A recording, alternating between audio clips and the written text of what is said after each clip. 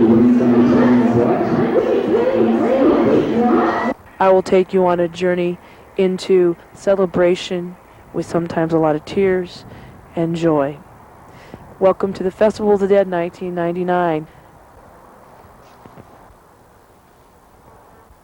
Just imagine all the history here in the cemetery, all the past experiences and lives that have merged into one place. There's a lot of history behind the Day of the Dead Festival, starting from very way back, where there were cultures such as African religion that in order to keep some of their culture, they merged it with Catholicism, as you can see in the history books, to take you back to the Day of the Dead. Spanish culture or Latin American, there are many different subcultures there. Paper cutting, they used a lot of sweets. They would come down to the cemeteries and they would lay out a spread of either sweets or something favorite or photographs or create shrines and have a feast with their loved one at least one day of the year. The history of the Festival of the Dead is not only the merging of passing on, but the rebirth of something where people, communities, young and old alike, get together for a common cause and a common understanding that will help bring stronger family ties, stronger friendships, and bring you into something you have never experienced before.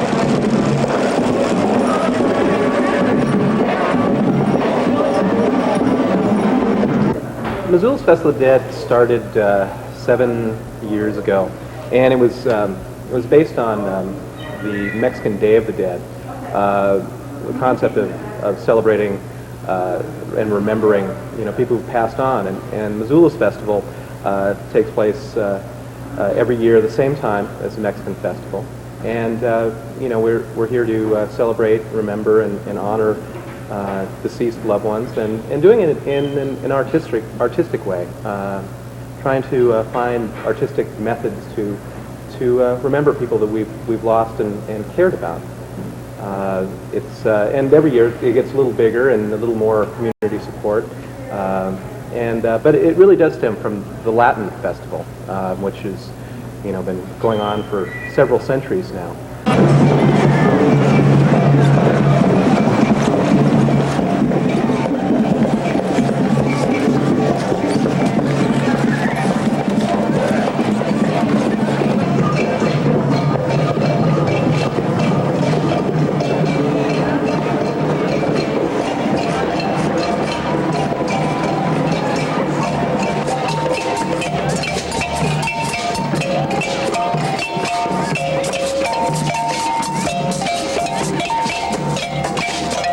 The Latin Festival,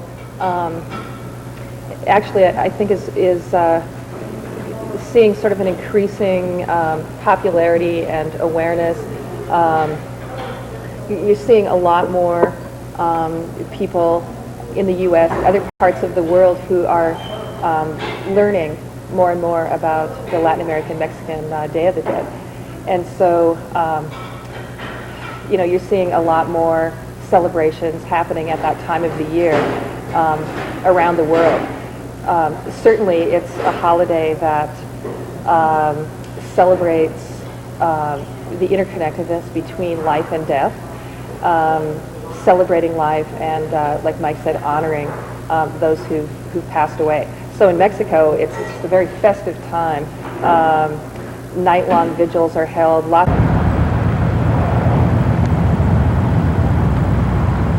of celebration, flowers, decorations, making special foods and making special offerings to the dead, spending the nights in the graveyard.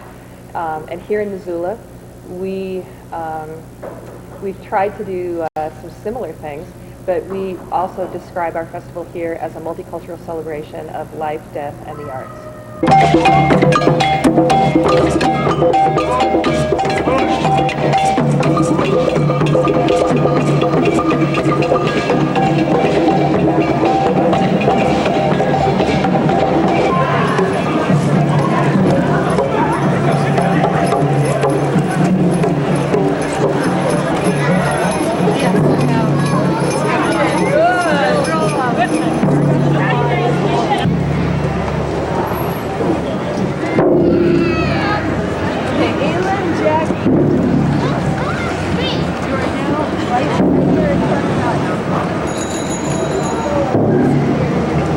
And I think that's an important difference from the Latin festival.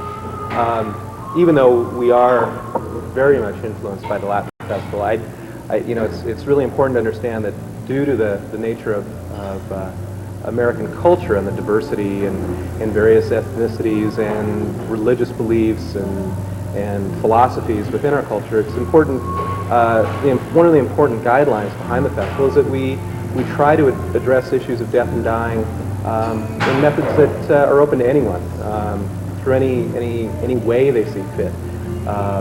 It is really an important distinction. I think the other important aspect of it is one of the things that I think our culture is battling right now is issues where art is not seen as an important part of our culture, and we're seeing more and more of that in our politics all the time. And I think one of the aspects that the festival tries to do is address a very specific cause, a need of addressing issues of mortality and using the arts, and as a way of doing that. The Latin culture, I think, most of their festivals are very much arts oriented, and I think that one of the things we try and do is bring the arts into this festival every year, and more so every year. Every year we try to expand how the arts are played into this.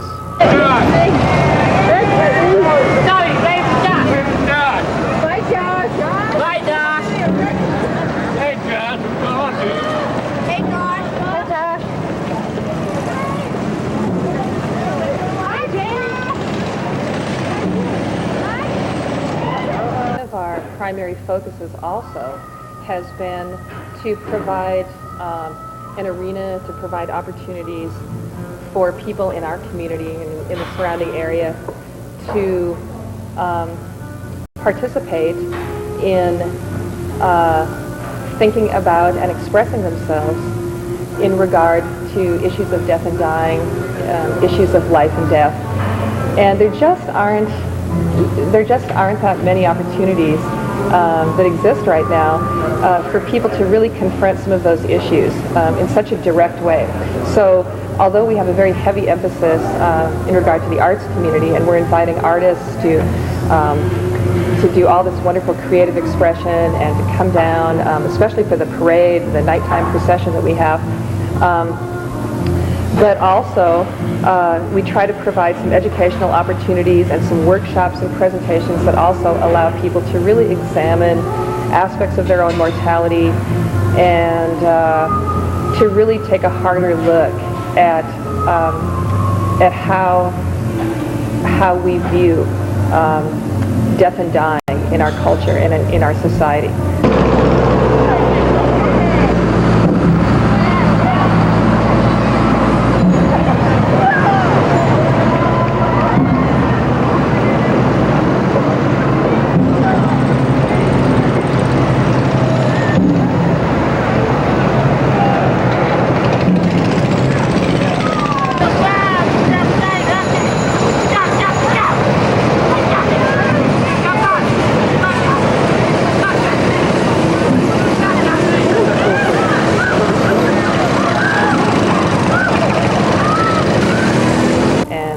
Slowly, a lot of change is happening, but it's very slow. And I think there's kind of a dichotomy that sort of takes place at the festival. I think from one aspect, I think we have an element involved who are trying to address those issues of mortality in almost a comical way, trying to address it, almost making fun, taunting death. And then there's the other faction that tends to be a little more sober and address it a little more, perhaps a little more personally, a little more sentimentally. I think, regardless of how it's approached, though, I think that's a very simplistic way of looking at the spectrum of people involved, because it goes beyond that. But I think it's a strange mix, though, and I think that I think it's an accurate depiction of how we feel about death, though. I think on one hand we sort of have this need to make fun of that which we are afraid of and fear, and then on the other side, we have to address it on a serious level at some point too.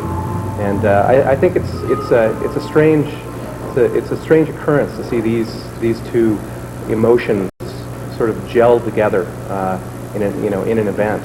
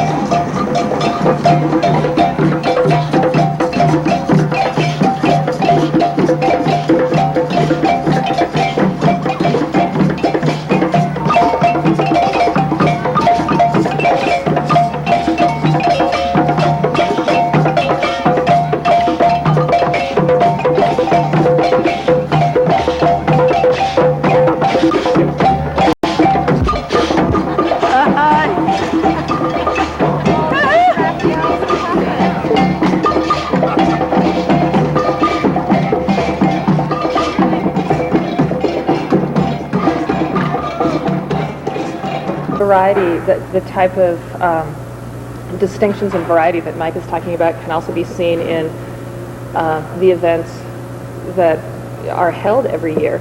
And we try to provide an arena for example, we have a night of readings, which is called the Eve of the Dead, where a number of writers and readers come together and share the work that they have created in regard to issues of death and dying, issues of life and death. And it ranges from the very humorous, being able to, really sort of being able to laugh kind of in the face of death, and some of the more humorous aspects, in addition to some very heartwarming, tearful kinds of stories about death experiences and so forth. And then that's also seen in the procession too, where we'll have people who are, carrying candles, and they've made shrines. They're in a very solemn, even tearful, grieving sort of mode. In addition to people who've created these large, wacky skeletons and creatures, and there's just such a wide range. And I think that we both feel that there's a real importance and a real significance in regard to providing that whole open spectrum for people to come and express. It's just wide open. Soldiers saying, "Support peace, disparaged country, motley for the disparaged." Do the rivers freeze by themselves? Can you walk? I didn't do it. I didn't do it. I didn't do it. I'm so face.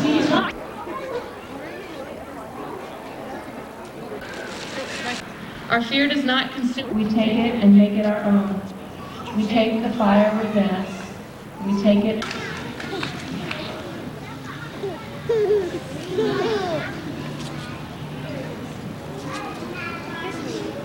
fire will not consume us. We take it and make it our own. We take the fire within us. Take it and make it our own. The fire will not consume us. We take it and make it our own.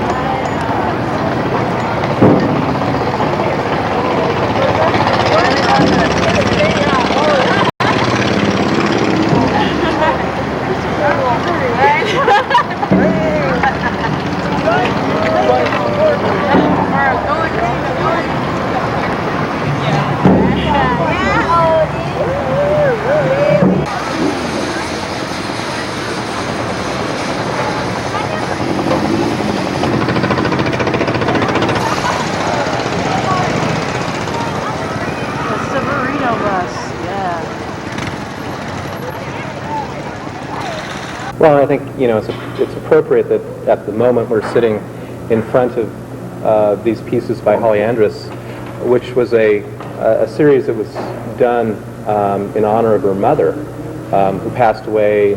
What was it? Within a year or so? I think a couple of years ago, Yeah. 1 to 2 years ago. Yeah, and this is just an example of the types of things that the festival attempts to encourage, using the arts as a method of addressing our mortality along with other people's mortality. It's a way of working through issues, remembering people. It's a way of finding those people that we've lost to death and reuniting with them once again. And generally, I think in our society, we simply don't take the proper time to grieve, and I think that it's not really encouraged in our society to really confront death in a very intensive, very direct kind of way. So we've never really done the proper grieving. And I know that Mike and I have both found that in some of the workshops and some of the presentations and art performances that have happened at festival time, that we have actually gotten feedback from people who have actually been able to sort of come to grips with the death of a loved one, of a family member, whoever, and they've been able to actually grieve in a much more intensive kind of way. And they're with other people who are also doing their own kinds of struggling and their own kinds of facing these similar issues. And so it's very helpful to be in a group of people that are all kind of focused on the same general idea.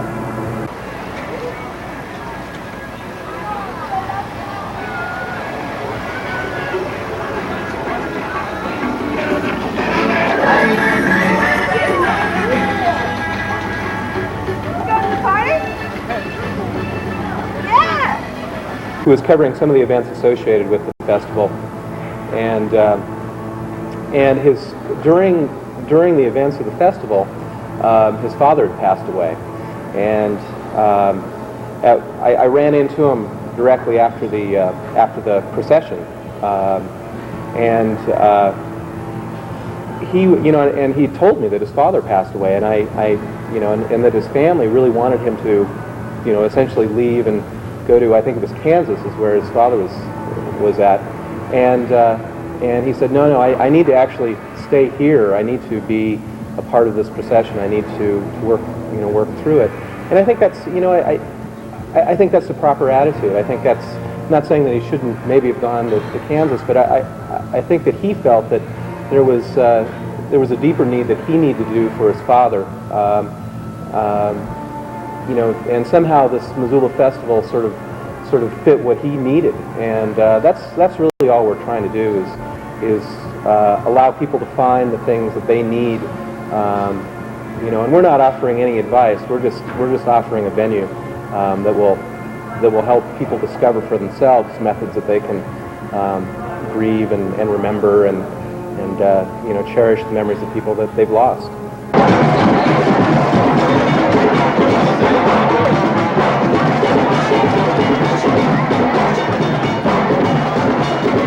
We also have a pretty strong emphasis on family and on community, and so one of our main areas of focus is just trying to provide opportunities for families to come together and celebrate together. And oftentimes, especially when we work with little kids in school settings or whatever, they're more apt to just talk about the fact that their grandfather just died, or the family dog, or there's usually someone who's recently died, and you're not really sure how the family has really dealt with the whole death. And we've had some really wonderful experiences of seeing whole families come together to make a shrine or to carry something in the procession together, and they're really banding together, which is what happens in Mexico and the Latin American countries, where entire families are coming down and they're spending the evenings in the family cemetery plots, and you know, it's a pretty exciting thing. And then expanding from there into community. And so what we really want to do is provide this event for the community of Missoula and the surrounding area, for people to come together and actually look at some of these issues together and work together.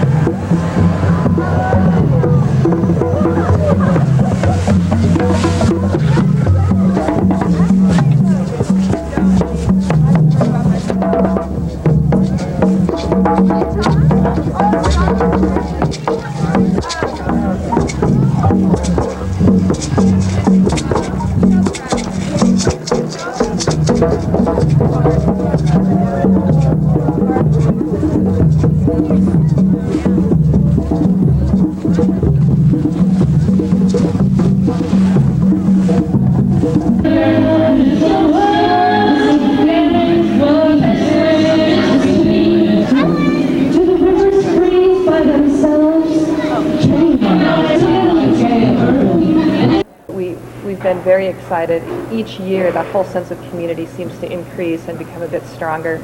And more people, more and more businesses in the downtown area, more and more organizations are kind of jumping on the bandwagon. They're making shrines and ofrendas. They're becoming sponsors, and we're really excited to see that happen. I think ultimately our goal with this whole event is that at some point Bev and myself won't be necessary anymore.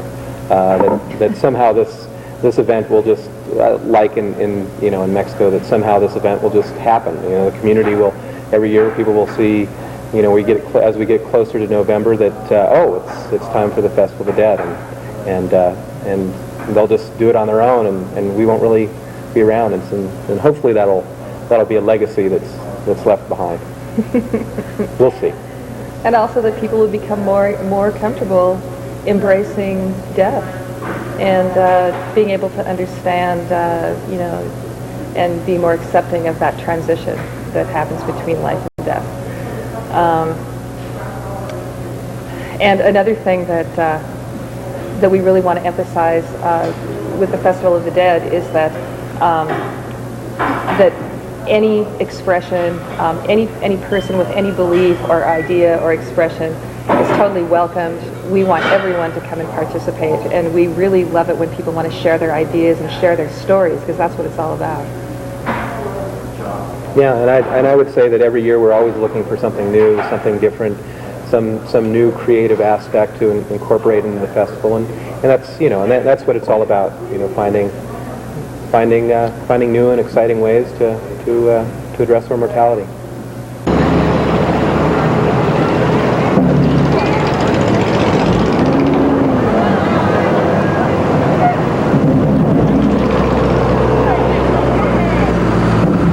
I'm Mike Demeng. I'm an artist and festival coordinator. And I'm Bev Glukert. I'm also a festival coordinator and an artist here in town. And Mike and I actually have a pretty long history of working together. And we had the idea for the Festival of the Dead back in 1992, I believe. We actually got the first festival off the ground in 1993. And actually Mike's idea.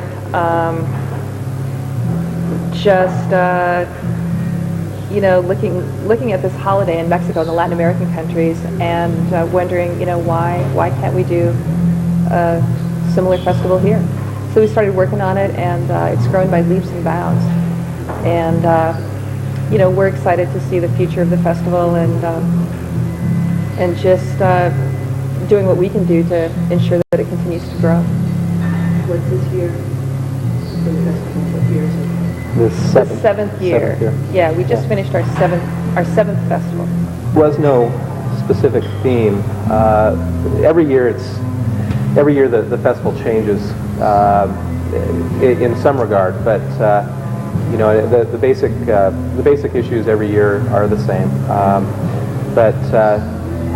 Yeah, we really don't have, you know, each year isn't devoted to a different concept or a different idea. It's just different idea, you know, different people involved, a lot of times more people involved each time. Yeah, in terms of different themes, yeah, we haven't really, there are different ideas we'd like to try every year, different concepts, different approaches, different ways of incorporating more of the community, and that's a big task.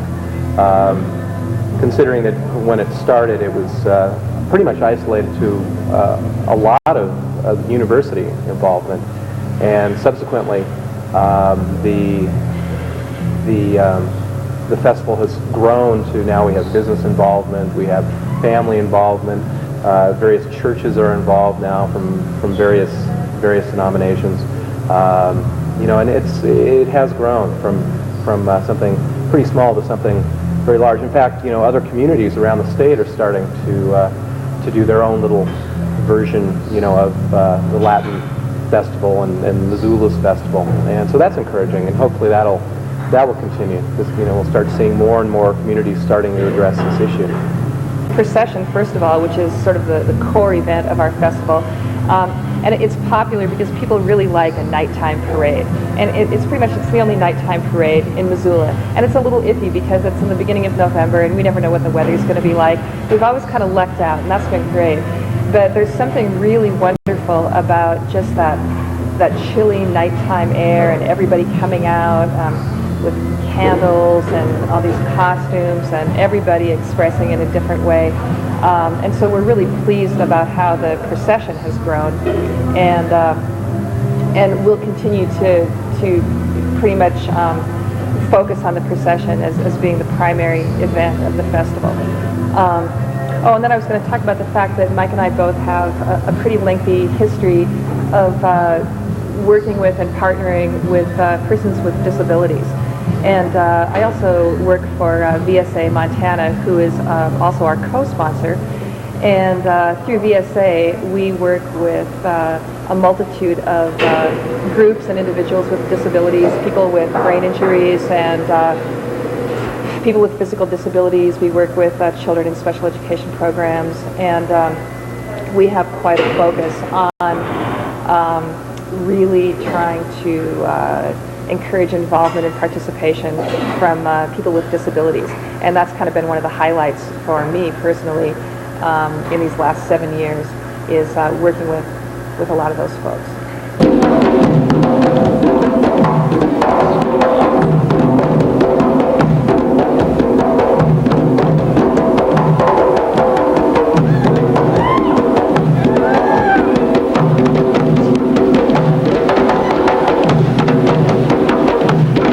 This year and last year as well, we did have some very direct participation in terms of performances from some folks with disabilities.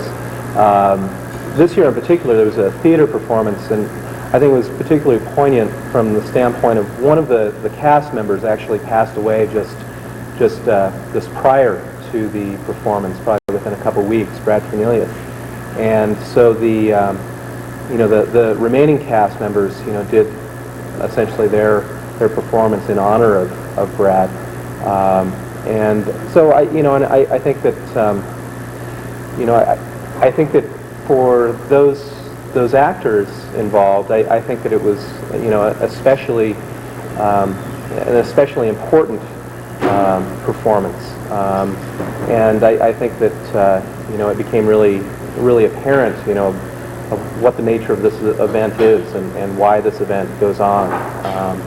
I think each year we're going to try and have that same group also perform along with various other people. Every year too, in terms of different groups, we're always trying to expand it. We've done some things with people with disabilities. Obviously, we're trying to expand to addressing issues such as AIDS and other more specific issues like that too, and involve those support groups that are involved with those issues each year as well. So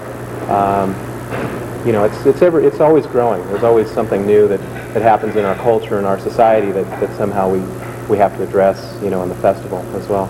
Enacted by none other than the authors themselves. We begin with Pat Tacky and his captivating tale of Batman caught in the land of the dead.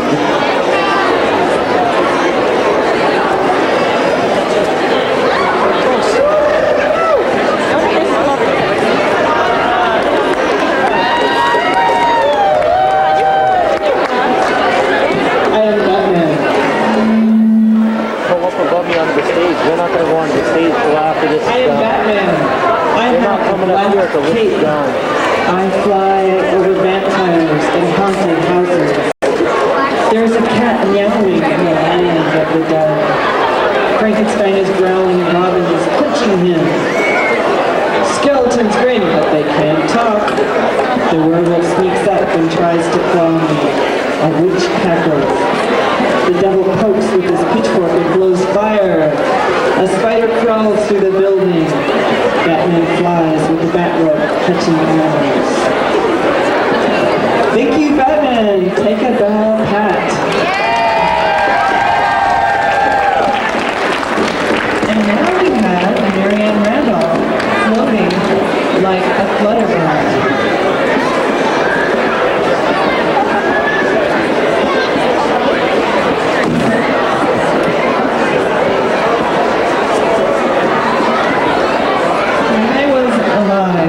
I was in a wheelchair. I had to sit around all day. But now that I am dead, I can walk in the festival of the dead. I can move and not use a wheelchair. I move around very easily. I dance and float like a flutterball. I love to watch flutterballs fly around. Thank you, Mary. Take a bow,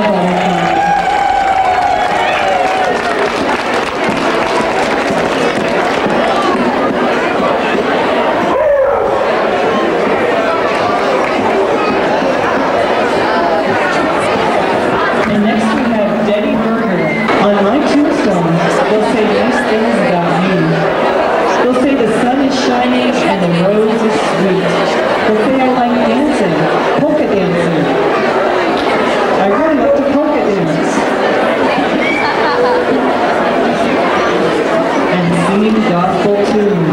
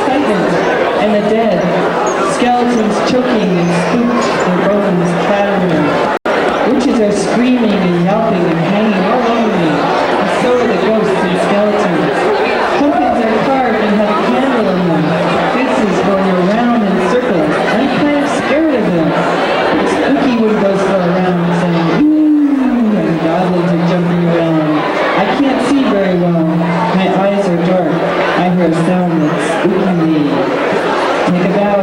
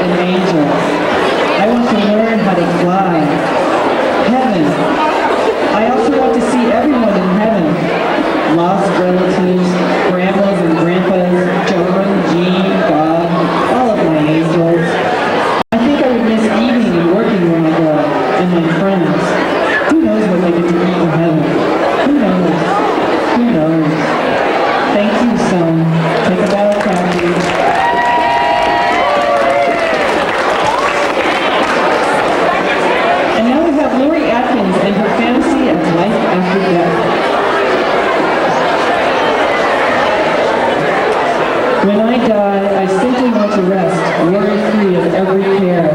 I know that sounds far-fetched, but we all have what we want in that life. The first thing I think of is a scarecrow flapping in the wind, the smell of rust, all kinds of Neanderthal people working in the garden.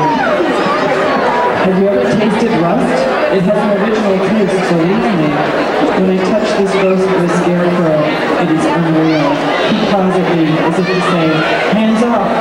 So I simply turn around and bid him adieu. Ciao! Toodaloo! Ta-ta! That's my fantasy anyway. And how's that for a beginner? Take a job, beginner.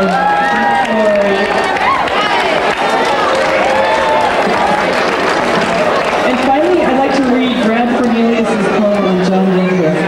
Sadly, Brad, who suffered from Prader-Willi syndrome, died of a heart attack on October 9th, days after writing this poem. I read it now in his memory. Can you all hear me, or is the feedback? Poem on John Denver. Okay, this poem was written by Brad, who died on Saturday, October 9th, and we're going to read it in his memory. Poem on John Denver. John Denver is my favorite person. I sing just like him. The song called Annie is on my record, and I sing along with it. I sing in the talent show, and when I do, I win. People at the Edgewater Hotel think that John Denver was there. John Denver made his airplane. His airplane had a faulty wire in the motor. This is very tragic. When he went down in the ocean, it was catastrophic. His plane, downfall of a great music star. John Denver is a great man, and people always liked John Denver. Brad was a great man too. Everyone who knew him loved him. So let's honor his memory and put our hands together for the entire cast of Dance the Cloud, both the living and the dead.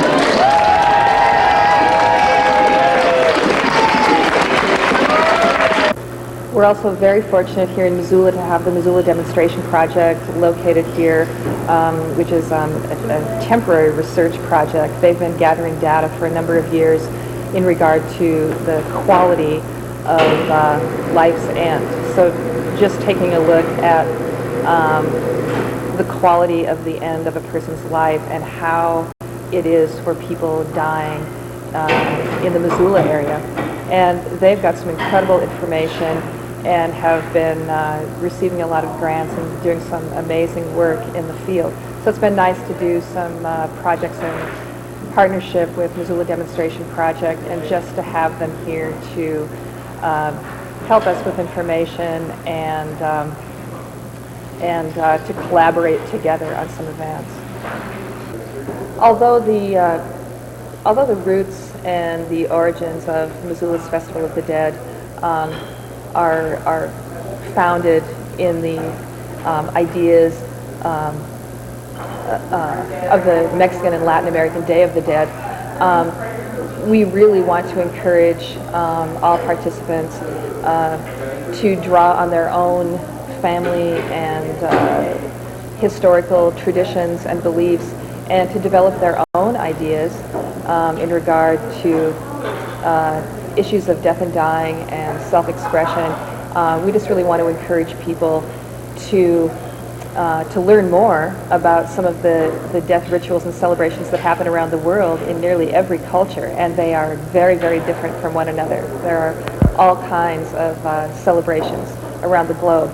And for more information on Missoula's Festival of the Dead or the Mexican Latin American Day of the Dead, we certainly welcome people to call us at either 721-3806 or 728-5846, and we would be happy to provide information on where you can order some books and materials, or if you'd like us to come and talk to your students or your organization, we're happy to come and talk with people in the community, so we would welcome those opportunities.